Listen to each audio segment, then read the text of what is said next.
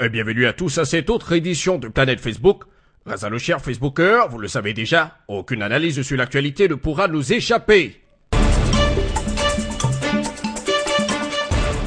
Commençons cette édition avec la page Facebook de RFI qui publie qu'en Centrafrique, des combattants de la Séléka ont été condamnés pour pillage.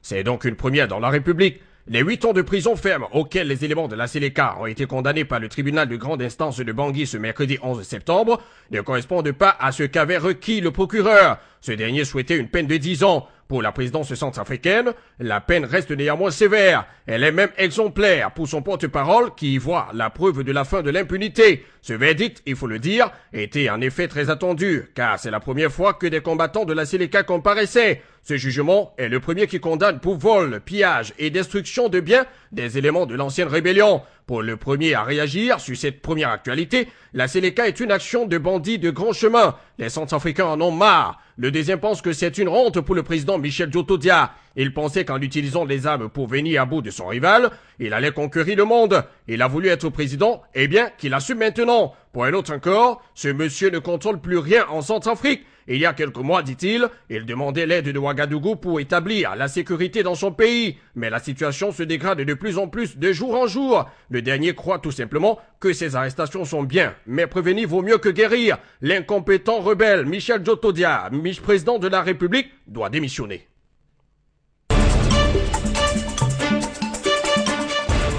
Sur la page Facebook de RFI encore, en Algérie, Abdelaziz Bouteflika procède à un important remaniement ministériel. Le président algérien a procédé mercredi à un changement portant sur plusieurs ministères de souveraineté, a indiqué la présidence algérienne. Le remaniement du gouvernement, qui est toujours dirigé par Abdelmalek Sela, concerne plusieurs ministères de souveraineté comme l'Intérieur, la Défense, les Affaires étrangères et la Justice, selon un communiqué de la présidence cité par l'agence de presse algérienne APS. Tayeb Belaïs, président du Conseil constitutionnel, a été nommé ministre d'État, ministre de l'Intérieur et des collectivités locales, tandis que Ahmed Gaïd Salah a été désigné vice-ministre de la Défense nationale, tout en gardant son poste de chef d'état-major de l'armée algérienne, entre autres. Nos Facebookers sur cette actualité aussi n'ont pas manqué de nous laisser des commentaires. Pour le premier, finalement, le cadavre vivant Abdelaziz Bouteflika abandonnera le pouvoir quand? Ça, c'est une question qui nous pose.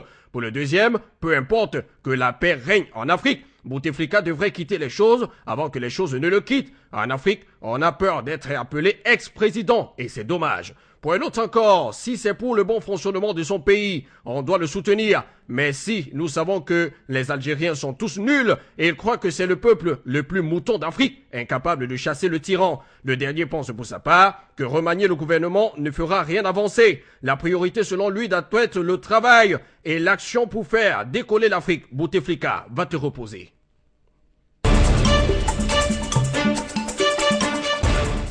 Sur la page Facebook de RFI toujours, parlons à présent de la Syrie. RFI révèle que les Américains gardent le doigt sur la gâchette. Les sanctions militaires contre la Syrie sont pour l'instant suspendues, mais les scénarios pour une action existent toujours. Les options militaires comportent des risques qui, depuis 2 ans, ont dissuadé la communauté internationale d'intervenir. Et le président Barack Obama a demandé au Congrès de ne pas voter immédiatement sur une possible ou un possible recours à la force. Le Sénat a donc reporté au moins à la semaine prochaine un éventuel vote. Les élus préparent une version modifiée du texte qui doit être soumis au Congrès et l'autorisation de frappe serait conditionnelle et ne serait déclenchée qu'en cas d'échec du plan russe. Cependant, Barack a déclaré mardi soir que l'option militaire restait sur la table. Le premier à réagir sur cette actualité déclare que quand l'armée américaine a largué 80 millions de litres de produits chimiques sur le Vietnam entre 1962 et 1972, 71 autant pour moi, et il n'y a eu ni condamnation ni pression. La Syrie était calme avant que ces imbéciles de politiciens occidentaux et américains créent la zizanie. Pour un autre, ça nous fatigue déjà. Qu'ils fassent ce qu'ils veulent de la Syrie. S'ils veulent, ils tuent tous les Syriens. Le monde leur appartient. On l'a déjà compris. Un autre encore dit que les tueurs d'hier sont curieusement devenus les saints d'aujourd'hui. Et ils veulent se faire passer pour des protecteurs des pays vulnérables, en les vulnérabilisant encore plus. Mais les yeux du monde ne se trompent pas. Un jour, ils payeront. Le dernier enfin s'exclame en disant, je cite, « Vive Poutine, tu es un vrai président ».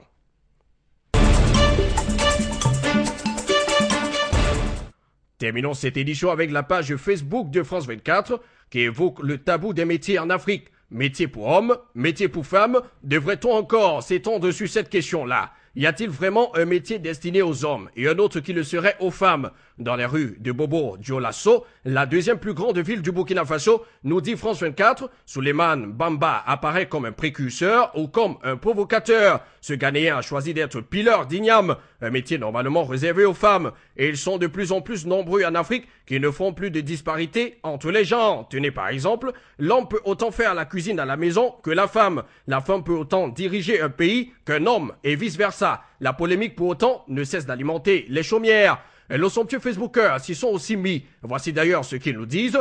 Pour le premier, il n'y a pas de métier pour femmes et d'autres pour hommes. Dans la vie, selon lui, il y a deux choses que l'homme ne peut pas faire. Mettre au monde un enfant et allaiter un bébé. Et une seule chose que la femme ne peut pas faire, enceinter une femme. Donc, à part cela, l'homme comme la femme comme l'homme peuvent faire les mêmes métiers. Le deuxième trouve que c'est absurde. Il dit, je cite, « À chacun son boulot, c'est tout ». Un autre encore pense que le monde a trop changé pour que nous soyons encore en train de créer des disparités entre les genres. Le dernier, enfin, pense qu'il n'y a pas de sous-métier, il n'y a que de sauts gens. On en a l'habitude de dire, c'est fini tout ça.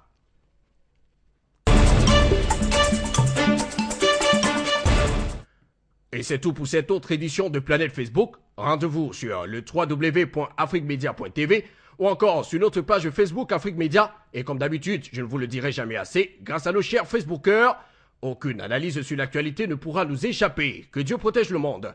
À bientôt sur Planète Facebook.